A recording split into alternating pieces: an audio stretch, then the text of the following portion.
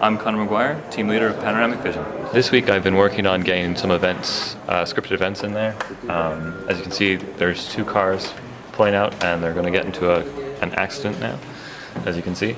Obviously there's still a lot of tweaking involved. Kenneth Ross, I'm one of the programmers for Panoramic Vision. So the progress this week, a lot of it's just been tweaking some of the controls with the Wii remote, also setting up some of the AI nodes so that the FBI guy can follow you, come and chase you, and also he can find his way about certain patrol points. QA2, and I'm lead programmer for Panoramic Vision. So this week I've, in addition to getting more content into the game, I've been looking into sort of like scene management, and you see we've got all these buildings and little bits and bobs like cars and things like that, and there's lots of entities on there. So I found out this week that you could group things together, which just makes it easier to manage things. Also this week I've been working on particle effects and getting, once you've taken a picture, a particle effect to appear from the thing that you've taken a photo of. Finally I've been working on getting the photo review at the end to work. So it's just taking the photos that you've taken before and making them appear later on. I'm Paul Rigby and I'm the lead artist in Panoramic Vision. Okay, this week I've been working on a lot of textures and a lot of user interface elements, like here, which is going to be just a quick thing to show you in the game that when you get over a vent you need to do this action to perform the hover. Other than that, just as I say, a lot of environmental textures, and just making the place look like a proper game.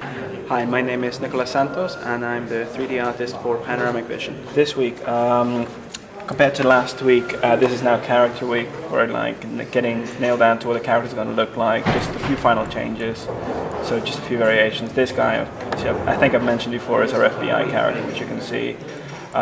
Just making sure we have the meshes ready so we can actually just add bones and then get started on animating. That's pretty much our biggest concern right now, or biggest worry perhaps. The main thing that I've learned for working in there is just the team working. I've never really worked on a project this scale before, so it's good to get the experience before actually going to the industry. So it is a small team, you know, just working with each other, especially with artists, because I've never worked with artists before. Actually just using the graphics engine, I hadn't touched one before, so well, I've used Ogre, but it's not as complex as what Instinct is, so it's good just to get a feel for different stuff. Things, chiefly working in a team, coming in, 9 o'clock, working the whole day until 5 and then leaving, thinking about the project sort of like pretty much all the time, and working with the artists, seeing how they work and getting their work into the engine and integrating everything from all the other team members, and also from the mentor side of things, hearing sort of like their stories from industry and things like that. It's been a great insight. What I learned from there is that I've got a newfound respect for programmers. Originally I thought them as, well, you know what you say about programmers. They are great. But I've really found that programmers are an integral part of the game, obviously, but I never really understood how much talent, especially in this team, how much talent the programmers do actually have. And I'm sure the game would look nowhere near as good if we didn't have their abilities on board. And learning about time constraints, keeping time levels, I mean, I've always been around that sort of element, but really in this sort of environment, it really is a big issue.